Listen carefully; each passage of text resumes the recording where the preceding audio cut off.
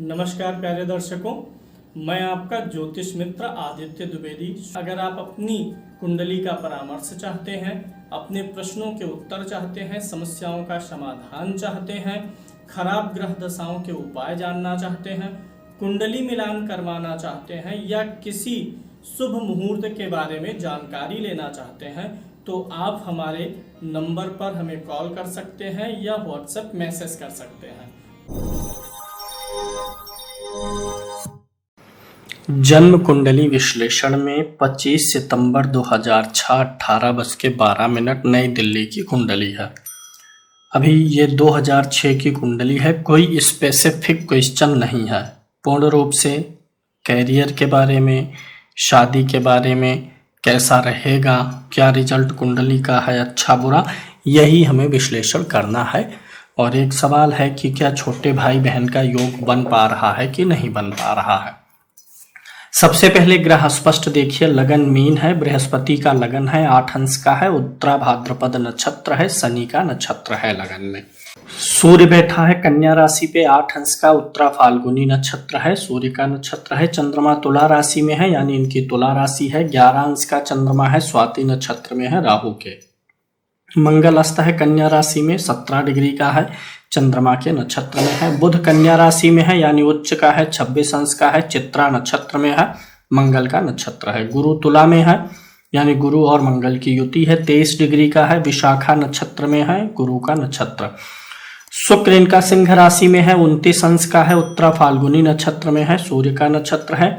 शनि कर्क राशि में है, 26 अंश का है, आश्लेषा नक्षत्र में है, बुध का नक्षत्र है। राहु मीन राशि में है, केतु कन्या राशि में है, यानी ये दोनों भी अच्छी राशि में नहीं है, 1 अंश के हैं। राहु पूर्वा भाद्रपद और केतु उत्तरा फाल्गुनी नक्षत्र में है, राहु गुरु के और केतु सूर्य के नक्षत्र में है। कुंडली पर चलेंगे और यहाँ पर विवेचन लग्न कुंडली से देखते हैं कि क्या रिजल्ट बनेगा, फलादेश निकालने का प्रयास करते हैं। लग्न कुंडली, चंद्र कुंडली और नवमांश कुंडली आपके सम्मुख में यहाँ पर है। यह एक बालिका की कुंडली है, तो यहाँ पे अब हम देख लेते हैं कि क्या कैसे योग बन रहे हैं इस कुंडली से। सर्वप्रथम आप इस कुंडली में देखिए, 12 नंबर की गिनती लगन में लिखी हुई है। 12 नंबर की गिनती लगन में होने का मतलब लग्नेश कौन हो गया, बृहस्पति हो गया। 12 मतलब मीन राशि, मीन राशि है लगन में, स्वामी बृहस्पति है, अष्टम भाव में जाकर के बैठा हुआ है।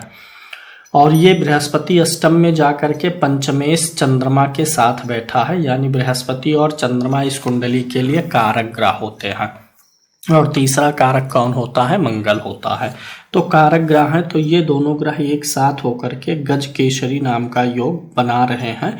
और यह गज केसरी अष्टम भाव से दृष्टि डालेगा धन भाव पर, और साथ ही साथ मंगल धन भाव का जो स्वामी है उसकी भी 8वीं दृष्टि धन भाव पर पड़ रही है। गुरु देख रहा है शुभ ग्रह, जो कि लग्नेश कर्मेश है, चंद्रमा भी कारक है पंचमेश, और मंगल भी कारक है, उसकी भी दृष्टि धन भाव पर है। यानी जो 3 कारक ग्रह हैं, 3 के तीनों कारक ग्रहों की दृष्टि यहाँ पर पड़ी हुई है। तो यानी धन का योग ठीक ठाक नजर आ रहा है, यह जातिका धनी होने वाली है, धन की किल्लत नहीं आएगी। दूसरा क्या देखना है कि यहाँ पे सप्तम भाव में 4 ग्रहों का योग है। यहाँ पे सुधार क्या हो गया, देखिए जो ये कर्मेश गुरु है, लग्नेश भी है, कर्मेश होकर के अष्टम भाव में गया हुआ है, ये इसको कुछ डीप स्टडी कराएगा, कुछ गंभीर विषय वस्तु की जानकारी दे सकता है। 8वां भाव बीमारियों से भी होता है जुड़ा, तो मेडिकल का भी फील्ड अच्छा होता है, आईटी का फील्ड भी अच्छा हो जाता है, क्योंकि बुध की राशि में यहाँ पर 4 ग्रह बैठे हैं। तो इंजीनियरिंग और मेडिकल, ये 2 फील्ड या कुछ भी टेक्निकल पढ़ाई का योग बन सकता है। अभी यहाँ पर देखिए तीसरे भाव का स्वामी शुक्र है, और यही शुक्र 8वें भाव का भी स्वामी है, और बैठा कहाँ है, 6ठे भाव में बैठा है। शुक्र 8वें का स्वामी होके 6ठे भाव में है, और इस पे किसी दूसरे भाव के स्वामी की ना दृष्टि है ना साथ है।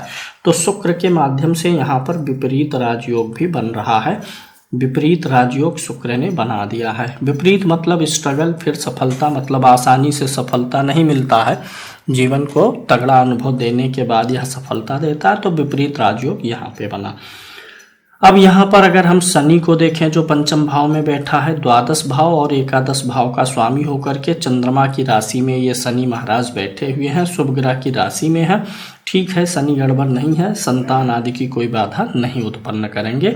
और संतान भाव का स्वामी संतान के कारक गुरु के साथ बैठा है, तो भी संतान की कोई बाधा नहीं। हाँ, थोड़ा सा विलंब रहेगा क्योंकि शनि देरी का कारक है और पंचमेश भी अष्टम भाव में बैठा हुआ है। विश्लेषण करते हैं इनके सप्तम भाव का। सप्तम भाव में केतु, सूर्य, मंगल, यानी ये जो 3 ग्रह हैं, ये 3 ग्रह क्रूर हैं और एक शुभ ग्रह बुध है और बुध इस भाव का स्वामी भी है और पति का कारक बृहस्पति बैठा हुआ है अष्टम भाव में।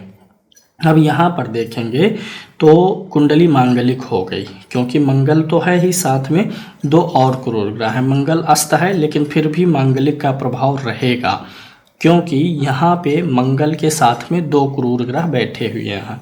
मंगल इनका हस्त नक्षत्र में है, सूर्य इनका उत्तरा फाल्गुनी में है और केतु शतभिषा में है, यानी इन तीनों में से केतु इनका जो है उत्तरा फाल्गुनी में है, यानी इन तीनों में से कोई भी ग्रह उग्र या क्रूर नक्षत्र में नहीं है, जो कि अच्छी बात है। यानी कि अगर मांगलिक से विवाह हो रहा है तो वैवाहिक जीवन सफल रहेगा, वैवाहिक जीवन ठीक चल जाएगा। इसका एक कारण यह भी है, अगर कोई कुंडली मांगलिक है या सप्तम भाव में पाप ग्रहों का प्रभाव है तो आप नवमांश कुंडली का चतुर्थ भाव देखिए, यहाँ पे शुभ ग्रह है।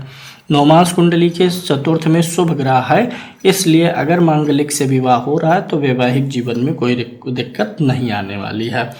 अब यहाँ पे कुछ समस्याएं भी बनेंगी, जैसे केतु, सूर्य और मंगल एक साथ हैं, यहीं पर बुध भी है, बुध चतुर्थ भाव का भी स्वामी है और मंगल भाग्य भाव का भी स्वामी है। तो यहाँ पे कुछ राजयोग भी बनते हुए नजर आ रहे हैं, हालांकि राजयोग नहीं रहेगा, धन योग में बदल जाएगा।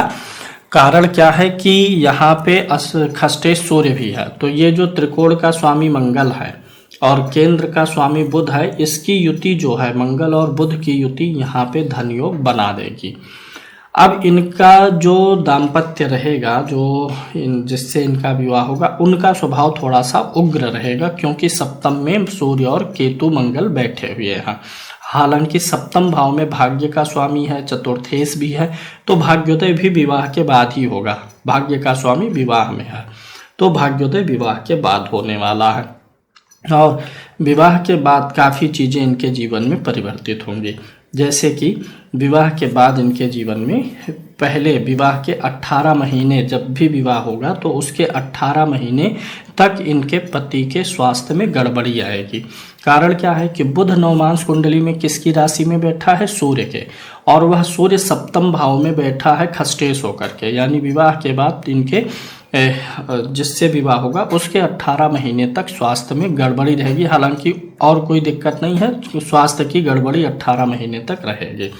आगे अगर इसी कुंडली में अगर आप देखते हैं तो तृतीय भाव जो होता है ये छोटे भाई बहनों का होता है। तृतीय भाव का स्वामी कहाँ बैठा हुआ है? छठे भाव में बैठा हुआ है। और यहाँ पर देखिए गुरु की दृष्टि नहीं पहुँच रही, शुभ ग्रह की दृष्टि नहीं पहुँच रही है, केतु की नामी दृष्टि यहाँ पर पहुँच रही है। केतु की नामी दृष्टि है और यहाँ का स्वामी छठे भाव में गया हुआ है। इसके साथ साथ अगर आप देशकाण कुंडली देखते हैं तो D3, अभी मैं विवेचना भी करूँगा, D3 के लगन में 2 क्रूर ग्रह बैठे हुए हैं, शनि और राहु बैठे हुए हैं। तो थोड़ा सा छोटे भाई बहनों के सुख का अभाव होता हुआ नजर आ रहा है। नवमांश कुंडली का लग्न देखिए, लग्नेश जो है वो 12वें भाव में जाकर के बैठा हुआ है। बुध है, शुभ ग्रह है, ठीक है। नवमांश कुंडली के चतुर्थ में शुक्र है, वैवाहिक जीवन ठीक रहेगा। नवमांश के दशम में मंगल है, जीवन साथी का कैरियर बहुत अच्छा रहेगा। तुला राशि है, इसलिए अभी कोई शनि की 7.5 वगैरह नहीं चल रही है। राहु और केतु का गोचर इनके राशि से हो रहा है। राहु सप्तम भाव में चल रहा है और केतु राशि पर, जो कि बदल जाएंगे अभी जल्दी ही, अक्टूबर लास्ट तक ये दोनों अपनी राशि का परिवर्तन कर लेंगे। उसके बाद से चीज़ें थोड़ी सी ज़्यादा बेहतर हो जाएंगी जीवन में, क्योंकि अभी जो गोचर है वह ठीक स्थिति में नहीं दिखाई दे रहा है। चंद्रमा इनकी कुंडली में तुला राशि पे यही है, यानी राहु केतु का गोचर इनके लगन से द्वितीय और अष्टम में चल रहा है, जो कि थोड़ी सी परेशानी देता है। अक्टूबर लास्ट से ये चीज़ सही हो जाएगी। अगर हम विवाह का विश्लेषण करें जो यहाँ पे सबसे ज़्यादा देखने में नजर आ रहा कि सप्तम भाव में 3 क्रूर ग्रह हैं और एक शुभ ग्रह है। तीनों क्रूर ग्रह में से कोई भी उग्र या तीक्ष्ण नक्षत्र में नहीं है और नवमास का चतुर्थ अच्छा है, इसलिए मांगलिक से विवाह होने पर वैवाहिक जीवन ठीक हो जाएगा। विवाह के बाद 18 महीने तक पति के स्वास्थ्य में ऊपर नीचे होता रहेगा। गजकेसरी योग है, अष्टम भाव में गजकेसरी योग है, यानी कि आयु लंबी करेगा, भाषा बोली आदि को ठीक बनाएगा, अच्छा बनाएगा। इसके साथ साथ यह गजकेसरी योग इनको धन सुख साधन सुविधाएं भी प्रदान करेगा। छठे भाव में शुक्र है जो यहाँ से 12वें भाव को देखता है। यह सूर्य की राशि में है, इसलिए ये ऐसा शुक्र जो कि अष्टमेश होकर के बैठा है विपरीत राजयोग दे रहा है। इनके जीवन में कुछ इनके रिश्तेदार की स्त्रियों के द्वारा कुछ दिक्कतें इनको आएंगी। दूसरा, अगर आप देखते हैं सूर्य के साथ केतु ग्रहण बना के बैठता है। सूर्य जो है 8 डिग्री का है, केतु जो है 1 डिग्री का है। पूर्ण रूप से तो नहीं है, लेकिन फिर भी ग्रहण दोष यहाँ पे बना हुआ है, जिसके कारण से इनके विवाह को फाइनल करने में, विवाह अरेंज होने में, विवाह तय होने में बहुत ज़्यादा समस्याएं आएंगी। मतलब आराम से बहुत जल्दी से विवाह इनका मिल नहीं पाएगा, बैठ नहीं पाएगा, काफ़ी प्रयास करना पड़ेगा, जिसके लिए जब विवाह का समय आएगा तो उपाय की ज़रूरत पड़ेगी। इन क्रूर ग्रहों के लिए कुछ न कुछ दान वगैरह करना पड़ेगा। वर्तमान में गुरु की महादशा 2018 से प्रारंभ हुई है, कर्मेश है, लग्नेश है और यह चलेगी 2034 तक।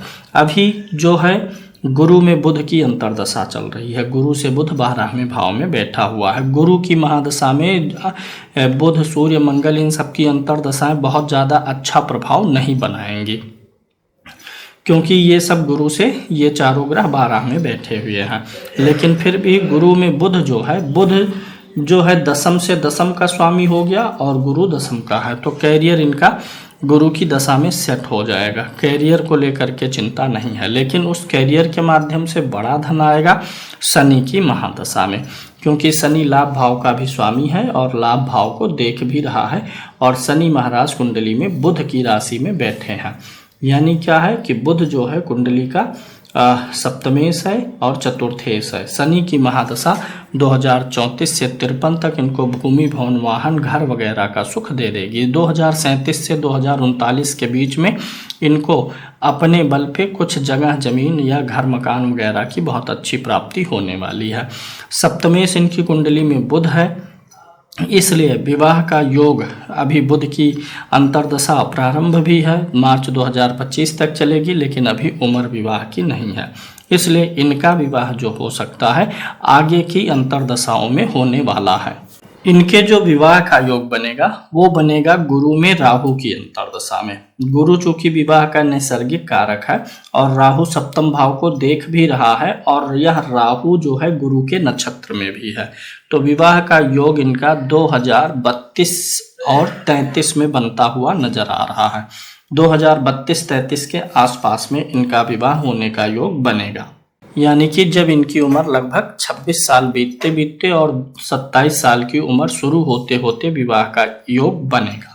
एक योग और बनेगा जब इनकी उम्र 31 साल होगी, यानी इनका विवाह 26 साल की आयु बीतते 27 शुरू होते होते या फिर 31 वर्ष की आयु में होगा।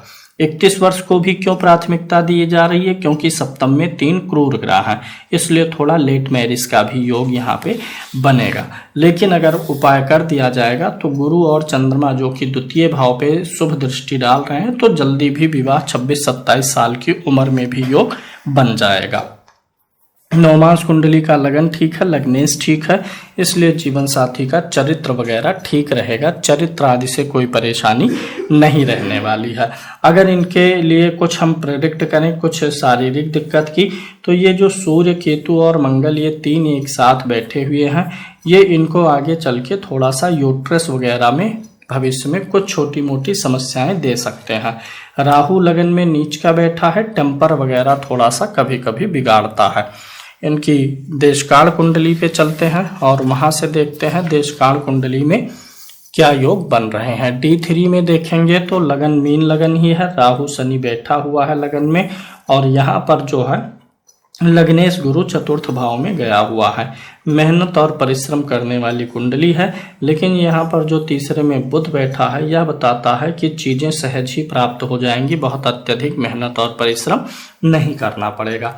चतुर्थांश कुंडली देखिए तो लगन में बुध महाराज स्वाग्रही होकर के बैठे हुए हैं, बड़ा ही अच्छा योग है। लग्नेश लगन में ही है और यहाँ पर जो भाग्य का स्वामी शनि है वह यहाँ पे नीच राशि में है। चतुर्थांश कुंडली से बाहर का योग, विदेश का योग नहीं बन रहा है। लगन कुंडली से अगर हम देखते हैं विदेश का योग, लग्नेश अष्टम भाव में गया हुआ है, चंद्रमा से 12वें में 4 ग्रह बैठे हुए हैं, तो विदेश का योग बन गया, क्योंकि चंद्रमा से 12वें भाव में ढेर सारे ग्रह बैठे हुए हैं, तो यहाँ से विदेश का योग बन रहा है। सेटलमेंट परमानेंट का नहीं होगा, जाना होगा फिर आना होगा, लंबे समय तक विदेश में रह सकते हैं, लेकिन अस्थायी निवास बन पाने में दिक्कत है। पंचमांश कुंडली के लगन में सूर्य महाराज बैठे हैं, लग्नेश बुध उच्च का है। ज्ञान विज्ञान और समाज की समझ, समाज में व्यवहार करना, ये सब अच्छा है, लेकिन थोड़ा सा घर के बाहर के व्यक्तियों के साथ में इनकी भाषा बोली थोड़ी सी उखड़ी उखड़ी सी रह सकती है, तो इनको ध्यान देना पड़ेगा। बाहर के व्यक्तियों से भी थोड़ा सा विनम्रता से बात करना पड़ेगा। खष्ठांश कुंडली में सूर्य लगन में बैठा है, लग्नेश उच्च का है, छठे भाव पे क्रूर ग्रहों का प्रभाव ही है, इसलिए शत्रु बाधा नहीं है। सप्तमांश कुंडली देखते हैं, जहां से संतान आदि के बारे में जानकारी मिलेगी। लगन इनका ठीक है, लग्नेश मंगल है जो कि नीच राशि में शनि के साथ में बैठा हुआ है सप्तमांश में, तो लगन थोड़ा बिगड़ा है। और लगन कुंडली में भी इनका जो पंचमेश था वह अष्टम भाव में था, यहाँ पर केतु भी बैठा हुआ है, यानी पहली संतान इनकी खराब हो जाए इस बात की संभावना है, फिर दूसरी संतान थोड़ा देर से हो, पहली संतान जो है मिसकैरेज हो जाने का योग है।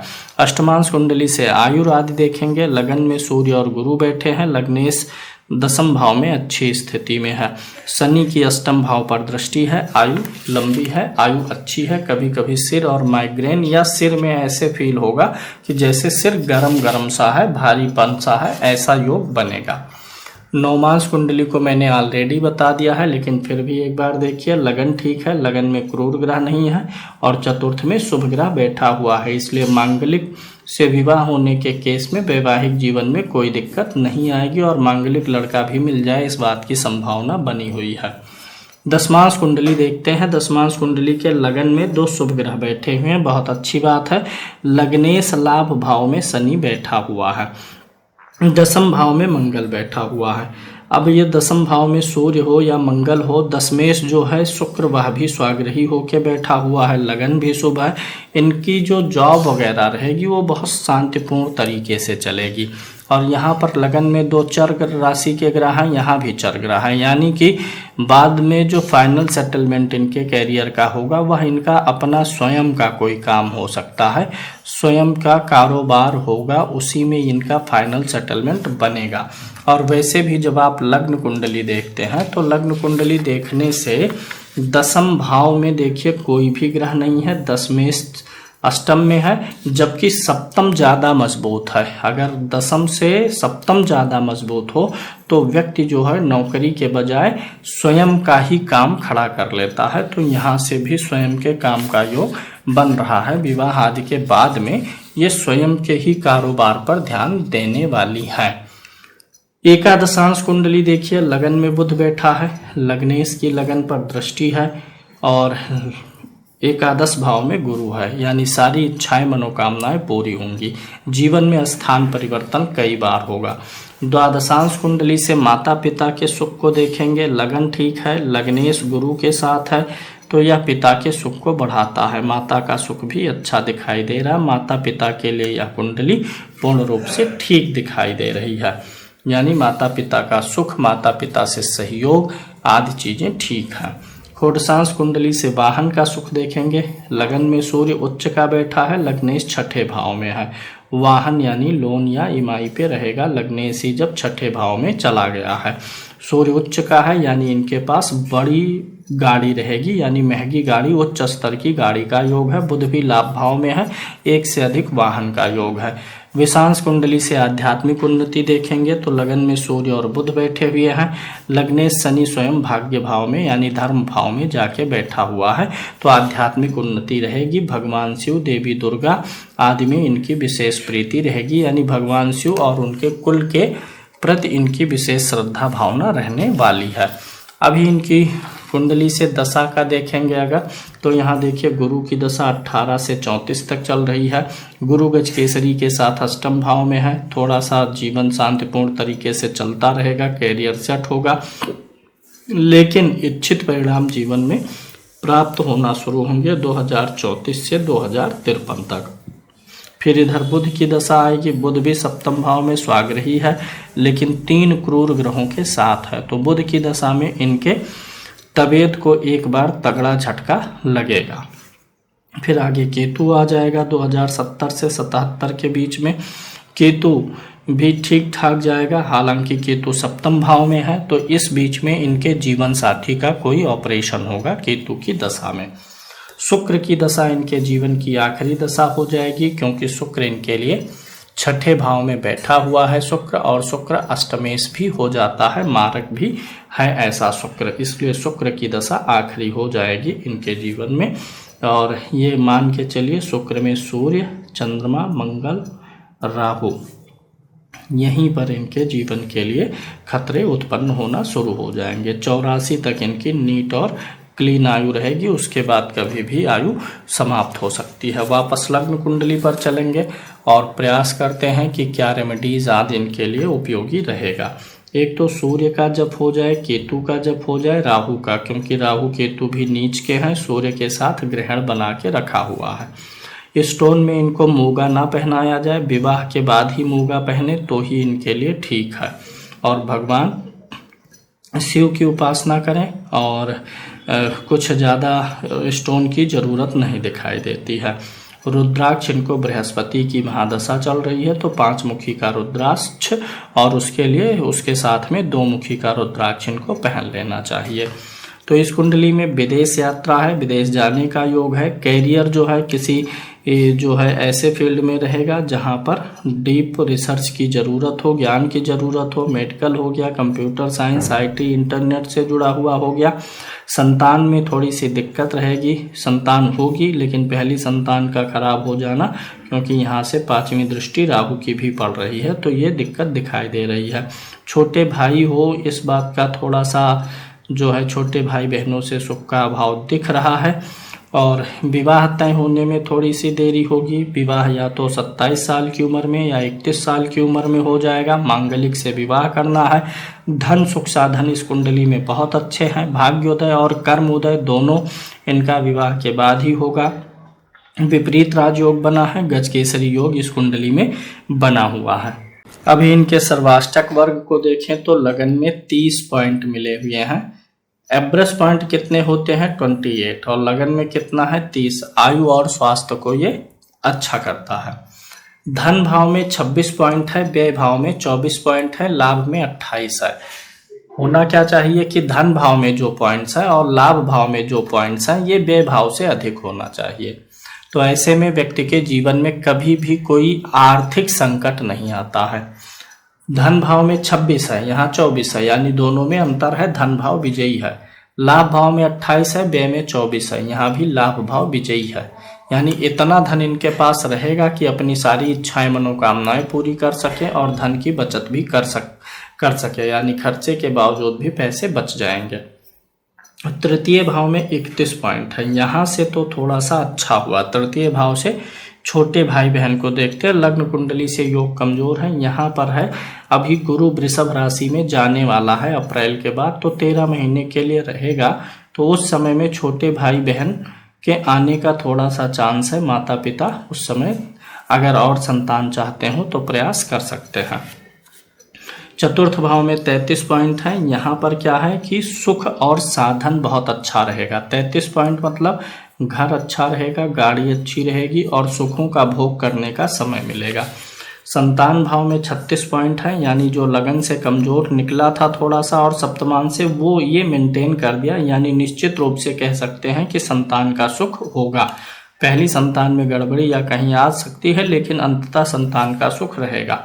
कंपटीटर्स जीवन में अच्छे अच्छे मिलेंगे, तगड़े कंपटीटर्स मिलेंगे, क्योंकि छठे भाव में भी पॉइंट अधिक है।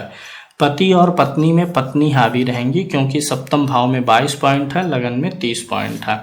अष्टम भाव में 22 पॉइंट है, कम पॉइंट है, यानी जीवन में अत्यधिक संघर्ष नहीं रहने वाला है।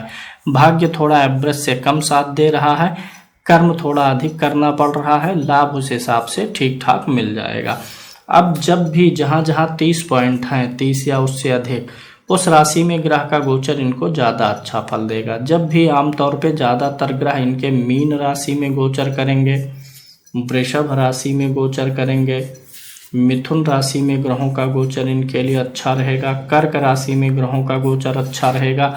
छठे भाव में ज़्यादा पॉइंट है, तो जब इस छठे भाव में कोई ग्रह गोचर करेगा सिंह राशि पे, तो वो अच्छा फल तो नहीं देगा, लेकिन बुरे प्रभाव का जो है अंत कर देगा। अच्छा नहीं देगा, लेकिन बुरा खत्म करेगा, यानी समफल हो जाएगा। इसी प्रकार से जब कोई ग्रह धनु राशि में गोचर करेगा तो यहाँ भी अच्छा फल देगा, मकर में भी अच्छा फल देगा। 28 एवरेज है, 28 के ऊपर चला जाए, 28 मिल जाए तो अच्छा फल बन जाता है। तो इस प्रकार से ग्रहों का गोचर भी इनके लिए ठीक ठाक दिखाई दे रहा है।